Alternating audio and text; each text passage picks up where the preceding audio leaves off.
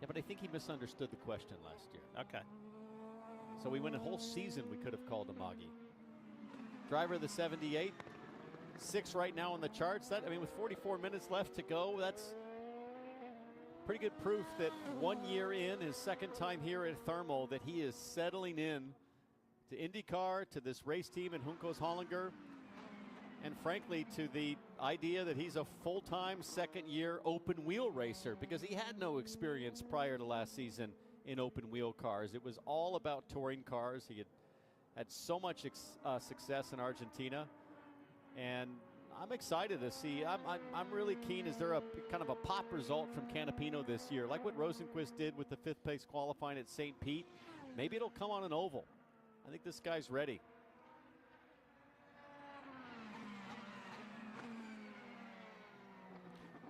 The two things, two interesting things that he now has in his pocket that he no longer has to look about or wonder about. One is the cadence of a weekend, an IndyCar weekend. The other one is the cadence of an IndyCar season. It's different to what he experienced in touring cars in Argentina and the weekend format. And so, and if you talk to any newcomer to the NTT IndyCar Series, both of those things are really valid. Yes, we don't like it, but it is what it is. There is a very prolonged off season. But once the racing starts, and certainly when you get closer to the month of May, you know, like this year's schedule, April 21st is Long Beach, April 28 is Barber, straight away into May 11 is the Indy Road Course. We're into the month of May then it's qualifying, then it's the 500, then it's Detroit, then we're away. Like, you gotta make sure you've got all your ducks in a row to get through this season effectively and as successfully as you can.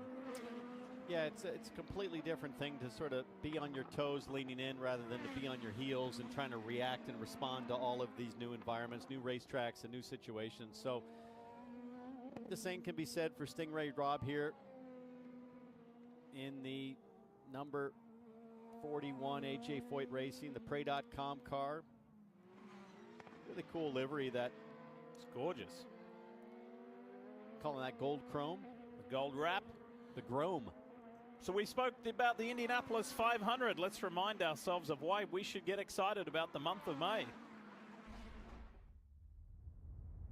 The biggest single-day sporting event in the world. Good luck out there. Green, green, green. The greatest spectacle in racing.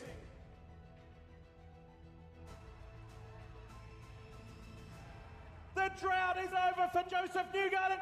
I started out as a fan in the crowd, and this place is amazing.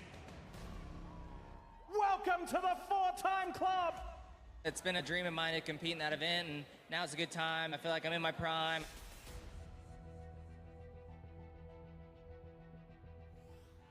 The headlines just keep on coming, don't they? Remember, one of the headlines is the attempt at the double. That is the Indianapolis 500 and Coke 600 for Kyle Larson, NASCAR Cup Series champion.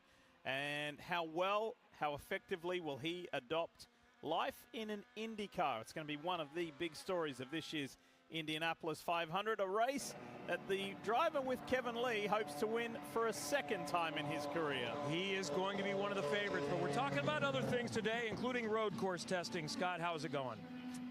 Not too bad. We haven't run too much. I think, you know, people are looking at the weather for the next couple of days and how it's going to be a big swing. So, yeah, just done 2 tire runs, just finished the second one.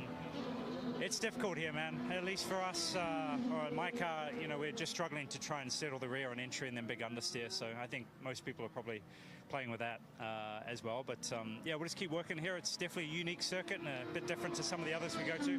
Does it feel like any other circuit as far as the conditions and the tire deg and everything else? It's quite low grip, you know, for me at least. You know, like coming from Barber, it feels totally different that we did, you know, test earlier in the week. And then it kind of reminds me a little bit of Laguna Seca before it got repaved, where it's kind of slippery. The tire deck's pretty high, which sometimes makes it a little more difficult to test some things, but it's wild out there, man. It's fun. You got some pretty unique spots and some difficult places that make it not an easy lap to piece together. This is a new situation for the team with 5 cars. What are you seeing that's different? There's advantages, and there's probably the engineering meetings probably take a little bit longer. They do take a lot longer. But it's been good, actually. The transition has been really smooth. I think, you know, they hired a lot of great people. And then, you know, with splitting some of the teams up and moving people around, I think it's transitioned really well. So, and everybody works well together, which is sometimes the hardest part. But yeah, so far so good. I'm sure there'll be weekends throughout the year that maybe double headers and things like that get a little more difficult just with people's time. But it's been good so far. Thank you, Scott. Thanks, man. Cheers. And the thing for him is that when, you know, in engineering debriefs or meetings or whatever it might be, just because of the tenure of Scott Dixon's, you know, tenure in the sport and the 6 championships, the Indy 500 win kind of guy he is, everybody looks to what he says. Well, what do you think? And so a little bit of pressure. There's always ever present pressure on him as we see the guy who has rocketed to the top with 39 minutes left on the clock. That is Rinus VeeKay. He's cranked out 17 laps and has just logged the fastest one of the afternoon. Got to think we're going to start to see some stickers come on and everybody try to squeeze out that one fast lap in preparation for qualifying tomorrow afternoon. They still have to conserve tires, I think, to take advantage of practice tomorrow, testing tomorrow. But VeeKay at 40.2, just in front of Christian Lundgaard within the same 1/10 of a second. Track temperature continues to fall, 116 down from a peak of 123 earlier.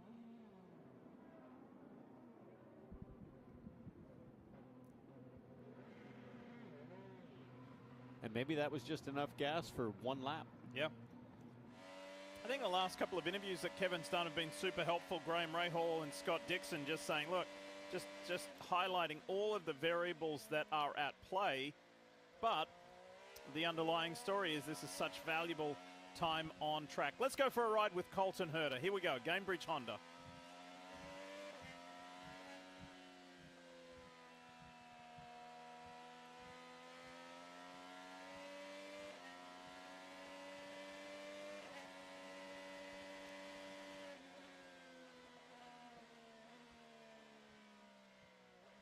And as he slows, let's join one of his Andretti Global teammates with Kevin. Yeah, so we watch his teammate there. When you see someone else, Kyle, in their onboard, do you watch to pick up things? Can you learn something from another car, especially if it's, you got access to that video, but if it's another team's car? Yeah, definitely. We watch the broadcast, we record it, right? Which I think we're allowed to. Just putting that out there, we're allowed to. I would think, yeah. So we won't hit you on any copyright violations. Exactly. Yeah, no, and we watch the other cars to see what they're doing. Not only just line, but characteristics of the car, right? You want to see what level of understeer, oversteer they have. You can also kind of hear their gearing and have an idea of where you want to go if you feel like you're off on gearing and somebody else is beating you with that. Also, just how they bring up tires, if they're avoiding curbs, if they're not using curbs, which is obviously a thing here as we watch Colton go around. So, yeah, there's a lot that you can learn from watching other people. Obviously, Colton's somebody that I can just pull up his video whenever I want. We have the exact same footage. But other people, that's not the case, right? We have to get on the broadcast and pick up these videos that everyone gets to see, right? Do we know who's going to be good in this race yet? Is it too early to tell, or people are working on too many different things to really get a gauge? I think, yeah, it's too early to tell. We think we're going to be really good based on testing last year. The conditions are a lot hotter than they were last year when we were here, and they're supposed to cool off as the weekend goes on. So we think that that's going to kind of play in our favor a little bit. So, yeah, well, I think Ganassi's obviously really quick. VeeKay throwing it out there, Lundgaard's throwing it out there, Penske's throwing it out there right now. So we'll see exactly what happens. But last year it was us and Ganassi, I think, and hopefully that's going to be the case again, especially with our Honda Power showing up on Sunday. So I know you like the water in South Florida, and I'm told there's a surf club here at Thermal. We can take a look at some video. Do you know anything of this? And just kind of watch along, and maybe you can get involved somehow. I'm sure Townsend has the hookup. That looks like, I haven't actually seen this one here. It looks like the Waco one that's in Waco, Texas, almost identical. But no, I'm a big surfer, right? I was surfing 2 days ago, whatever day before I left to come out here. I was out surfing in Florida. It was pretty good. That's really cool, though. I should go try that out while I'm here. I don't think I've got the time to, but maybe Monday morning. All right, thanks, Kyle. By the way, coming off another big endurance win. We were talking about Sebring earlier. He won with the Lexus Vassar Sullivan team this past weekend in what was a thrilling finish. Former IndyCar driver Jack Hawksworth picked up a couple of spots in the final moments of the race to win the GTD Pro class. He is such a passionate surfer, but he almost changed his mind in the off-season because he was out there by himself, and there's a fin. And the fin's coming straight at him. And he said, fortunately, the shark decided to change course. Listen, I get out on occasion, mainly more stand-up surfing, but I'll tell you, the East Coast, Florida's got more fins in the water, but they're not as big. The California fins you don't see as often, but when you do, they're Jaws size.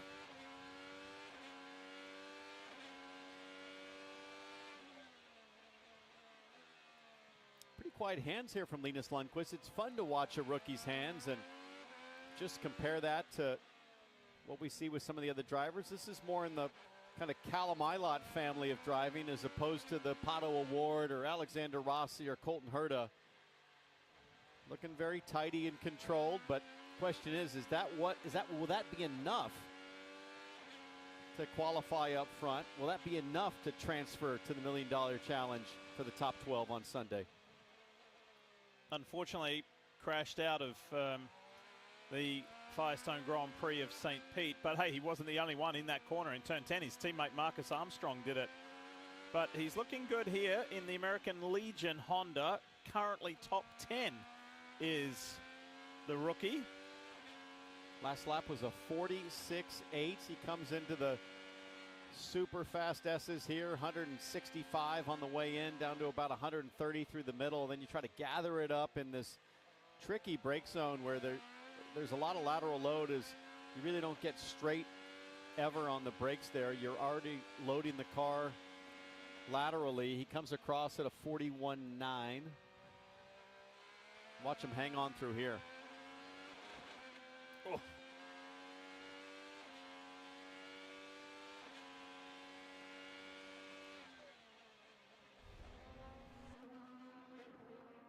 Check this out. Callum Ilott, the NTT Data Chevrolet for Arrow McLaren. Little back end dancing.